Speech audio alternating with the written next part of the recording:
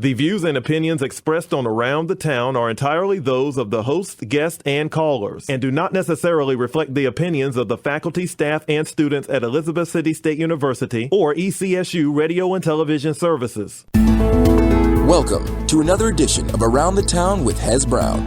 And now your host, Hezekiah Brown.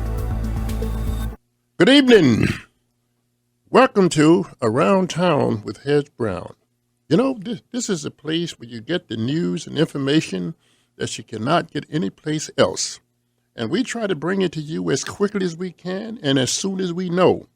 Because without news, we are in real big trouble. But not only do we have news, but we have important people that show up at our station and we celebrate them. And certainly this month, we're going to celebrate Women History Month. Let me say that again. Women History Month. Do you know how long it has been that women were not recognized for anything other than being a mother? And that was all it was recognized for. So that kind of changed a little bit. And it wasn't that long ago. It might be long ago to some of you, but to me, it was a short time ago. And that was in March 1982. That was the advent of Women History Week. As you know, Black History Month started off as Black History Week, and it was extended. And then they found out that they had made all these errors and not recognized some of the pillars of our country. And then in 1987, Congress passed PL 100-9, which designated the month of March as Women History Month. Yay! We finally made it. Yay! Okay. As you know, then in 2015, there was something that was really significant that happened. It was just amazing how things began to move. They developed a theme that was called Weaving Stories of Women Lives, which presented the opportunity to weave women's stories into the nation's history. That just started to happen in 2015. So we have a long ways to go because we got a lot of heroes, but we got many more sheroes than that.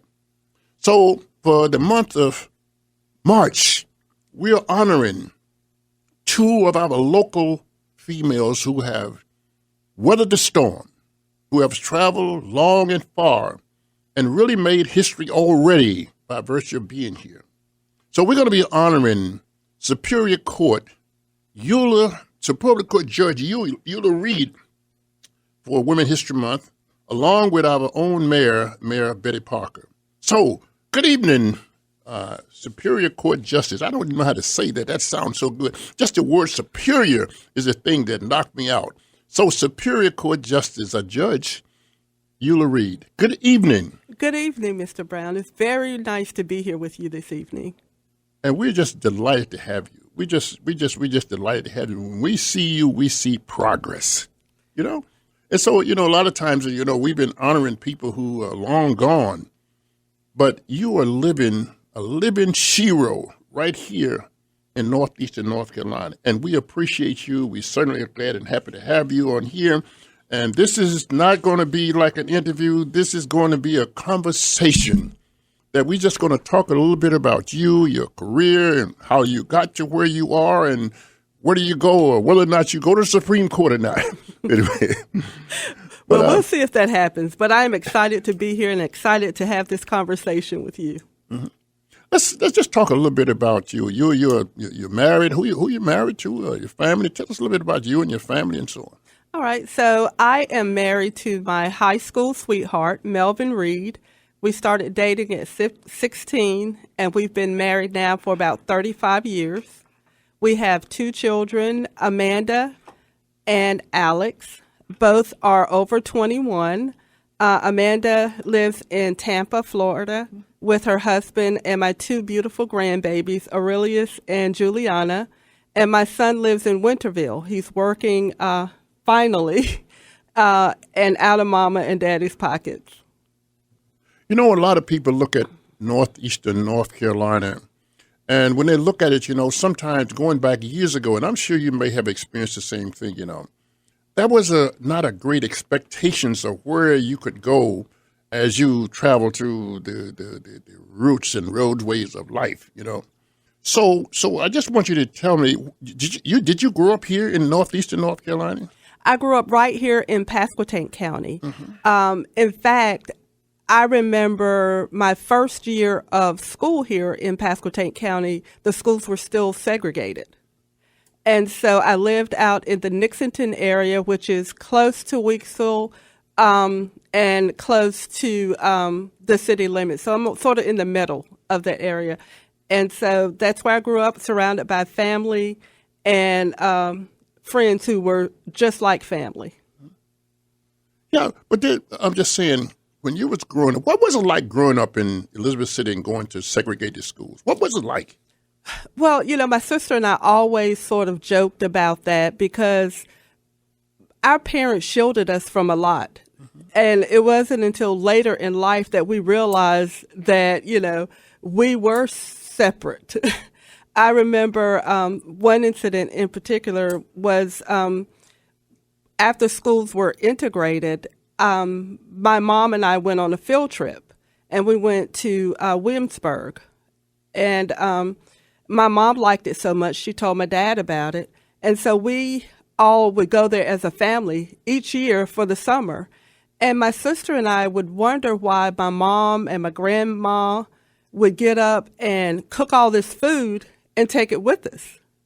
And it wasn't until years later that we realized that we could go and pay and go to the events, but we couldn't go and purchase the food like our white counterparts did. So rather than make us think that there was something separate about us, our parents just sort of made it like a picnic, that was just part of our family tradition.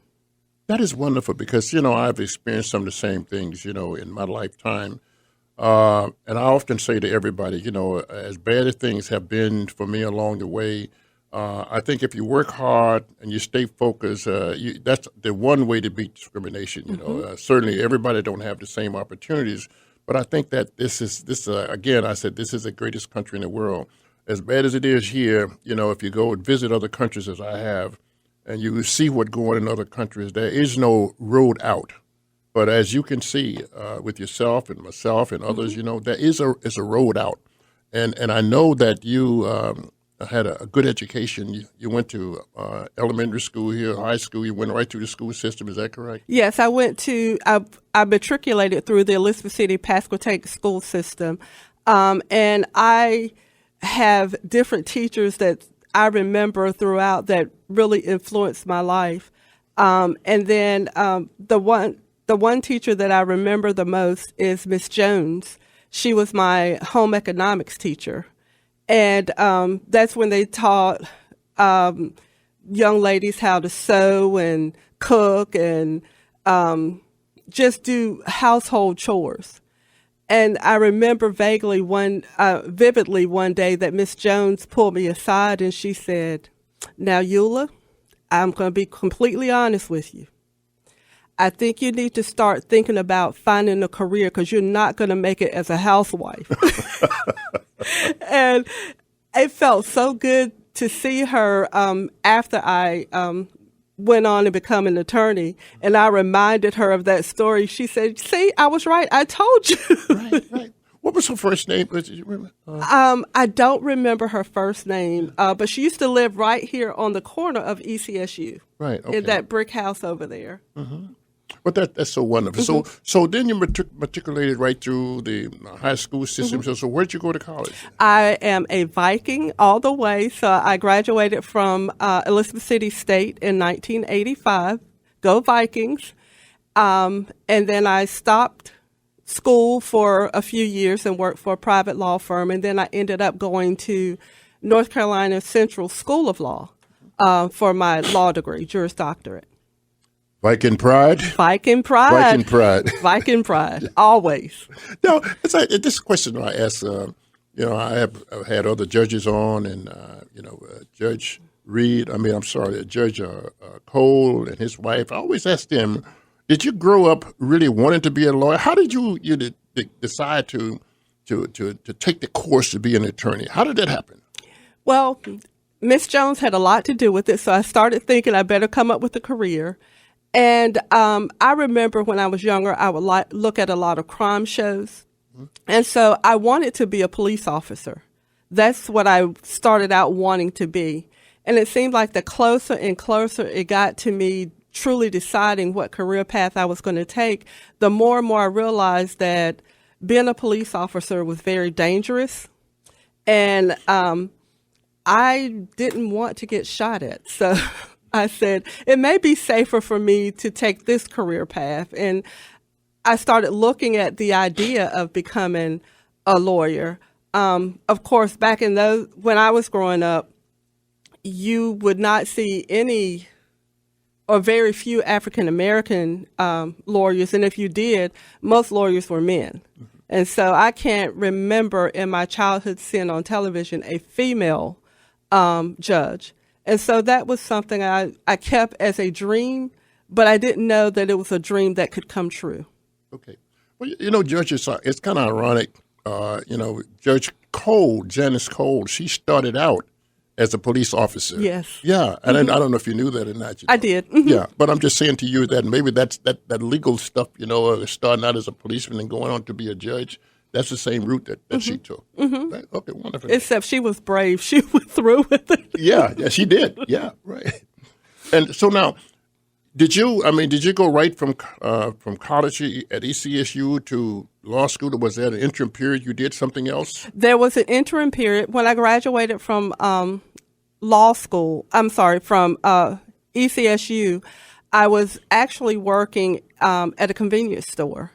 And one of my professors happened to drive in one day, Harold Barnes, and he saw me. He said, "What are you doing working here?"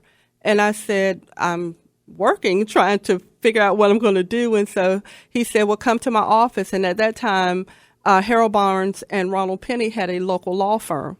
And so I started working in their firm. I started as a secretary, and I worked my way up to office manager before I went to law school and paralegal. So I was an office manager, paralegal when I left their law firm and went to law school. So Harold Barnes had something to do with kind of help directing you there when yes. you saw what happened. Mm-hmm. Because he's an outstanding member of this community, and he and I work very well together.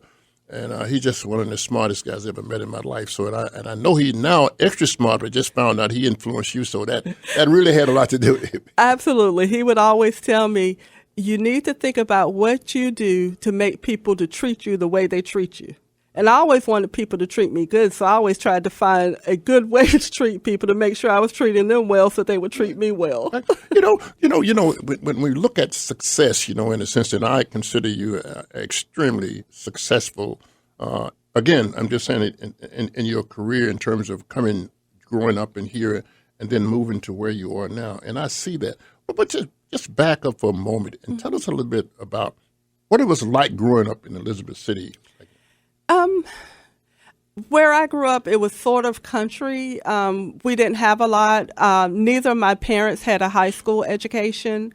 I have 3 siblings, 2 brothers and 1 sister. My sister actually works here at Elizabeth City State in the provost office. But so we were just sort of, back then it was strict family traditional values. My mom and dad would go to work, we'd stay home, take care of ourselves, did our chores, and played in the yard. We didn't have video games and things like that, so we were outside. And so that was what we did all the time. And then on the weekends, we would go visiting as a family, a friend here or a friend would come to our house. And so that's the way it was most of the time. I remember the first time I started working to earn money, I think I was 12 years old, and that's when we started working at one of the local farms in the potato grader, and I was working with my mother's mother at that point, and my uncle was a contractor at that time, and so during the summers, that's what my sister and I did. We worked in some farm work.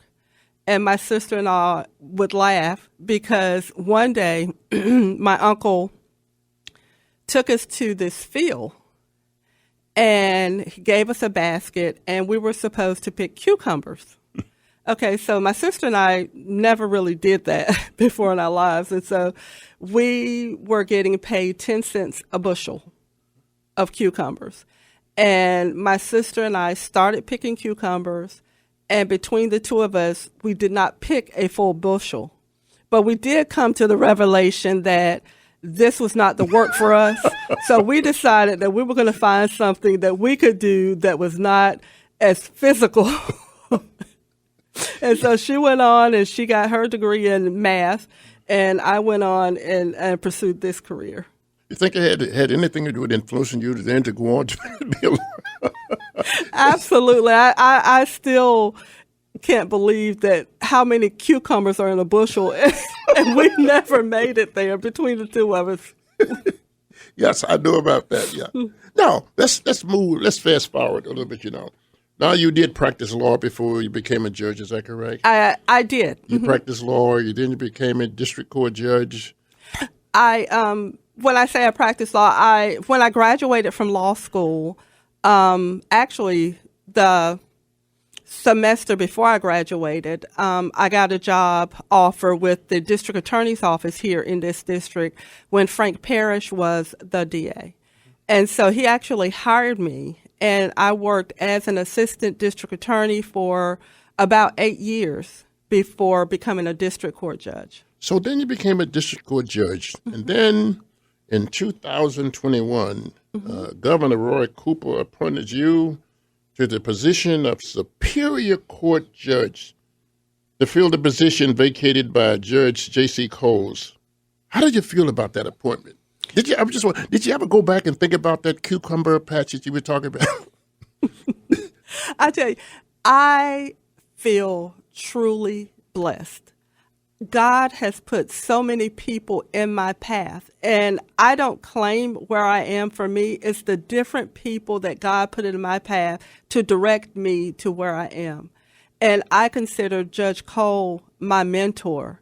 He has been my mentor since I started as an assistant district attorney, and he helped guide me and mold me. And I never thought of becoming a judge. I was happy being an assistant district attorney. And then when I was approached with the idea, I was like, okay, I have to talk to my mentor about it. And my mentor, of course, said, yes, you should try it. So I do what I'm told. And so I am so thankful to have so many people that help direct my path.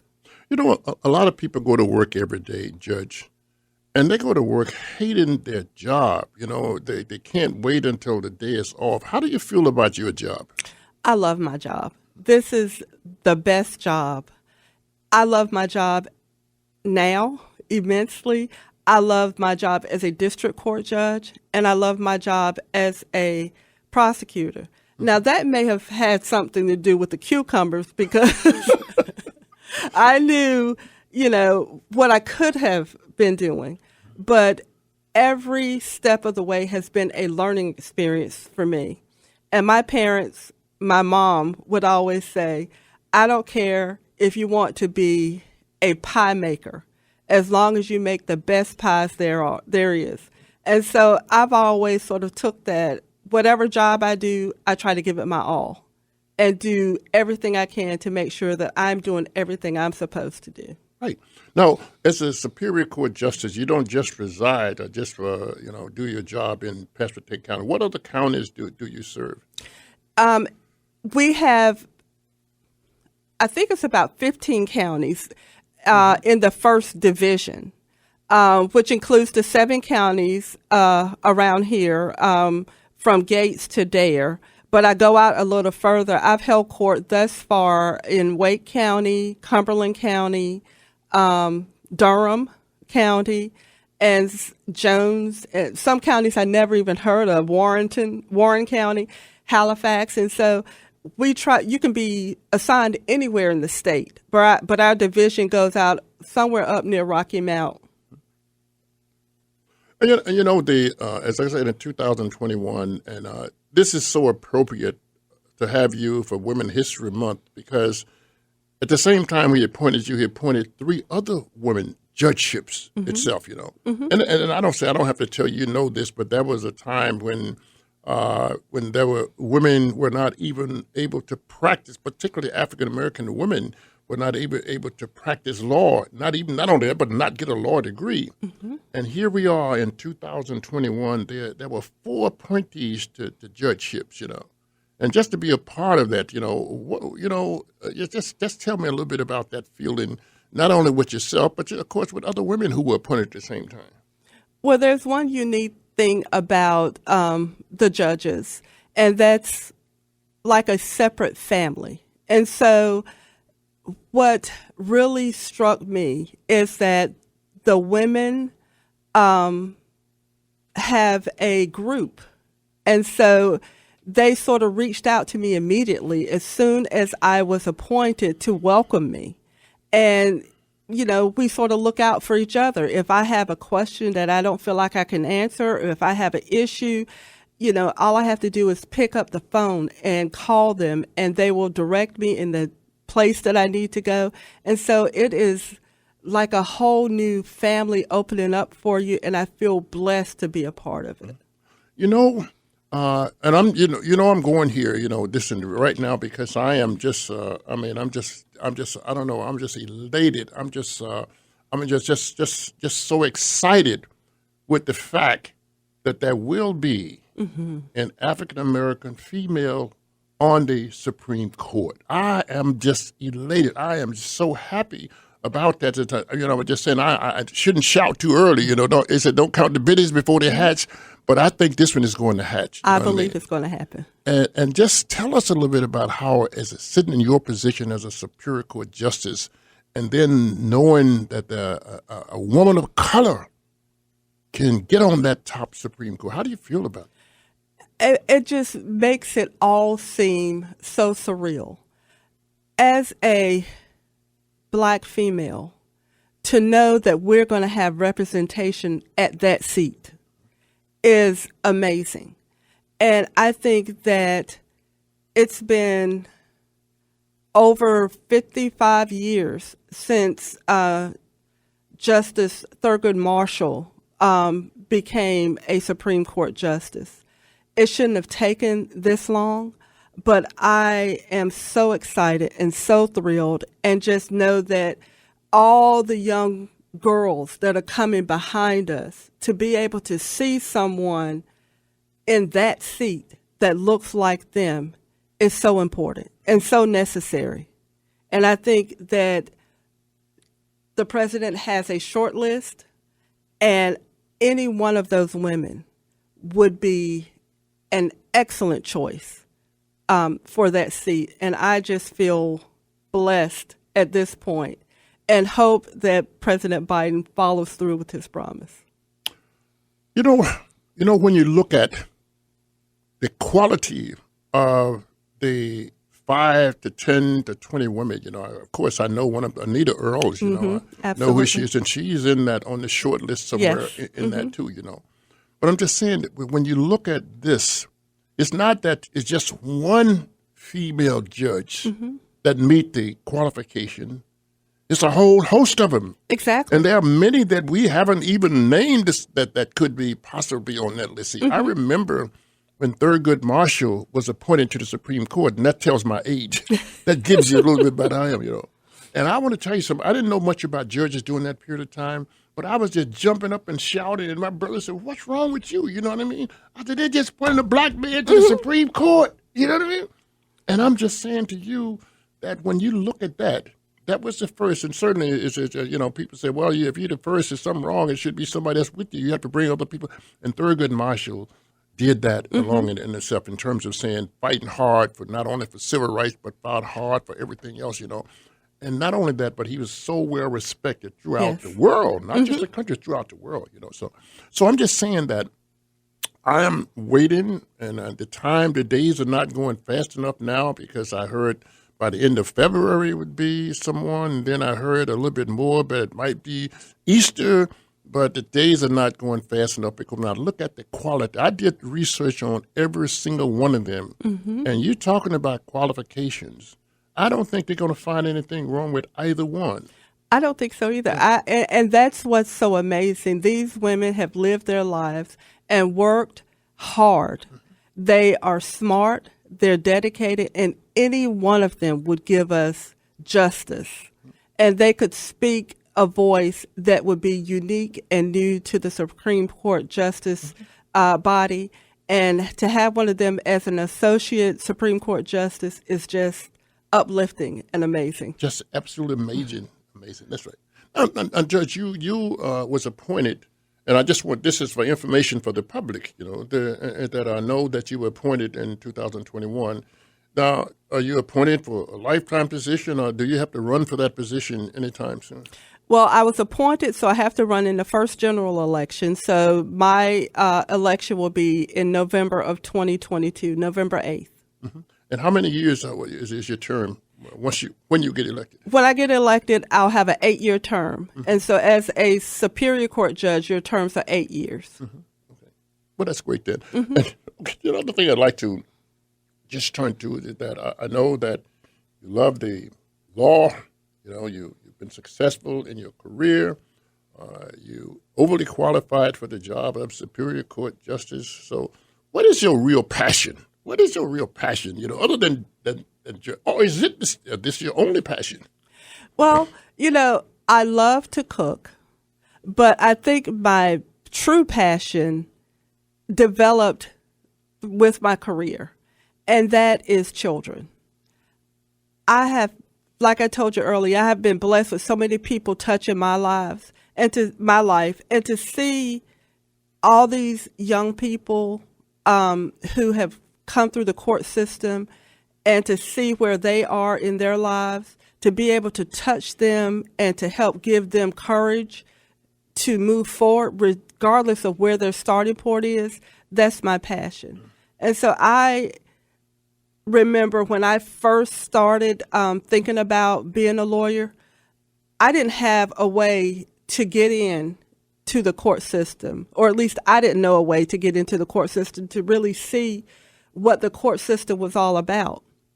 And so I have, throughout my years when I was working at Penny and Barnes, all the way up through Superior Court, I have opened my door to many young people to allow them to come and intern with me, to shadow with me, to encourage them. If you're interested in the law, I'll help you see if it's really what you want to do, to see the nuts and bolts of it from the inside.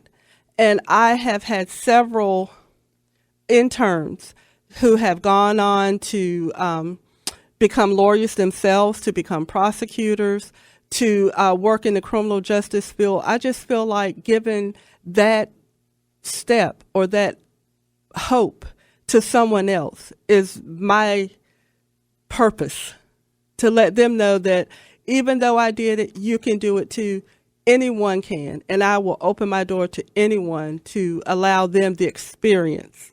And that's how much I love my job and how much I love the people that I'm here to represent, because I wouldn't be here without the people of this district supporting me and voting for me and making sure I'm where I am. So I feel like I have to do the best that I can and open as many doors for the young people in our community to make sure that they can do what they want to do. That's just amazing. So, Judge, again, I am so happy that you were able to take time out of your busy schedule to join with us here at WRVS. Clay Mercer, who does an outstanding job in his production of these things here. So we're just glad to have you. You have the last word. Tell us a little bit more what the last word here. I am so honored to be back here at home at Elizabeth City State University. This school has grown tremendously since I was here, and it just does my heart wonders to see how much it's grown, how far we've come, and how far we can go if we all continue with our Viking pride and working towards improving every phase of our lives. Just we want you to say it one more time. See, I'm not a graduate of Elizabeth City State University, but I know how to say Viking pride. Viking pride. Viking pride. Viking pride. Viking pride. Viking pride. See, everybody out there, thank you so much for listening to Around Town with Hez Brown. We can tell you that we bring you the news and information here that you certainly cannot get anyplace else. So we will be with you all the way, and we ask that you be with us all the way too. So anyway, this is goodbye for now, but never forever. Thank you for listening to Around the Town with Hez Brown, recorded and produced at WRVS-FM Studios on the campus of Elizabeth City State University. If you are interested in becoming an underwriter for this show, call 252-335-3985.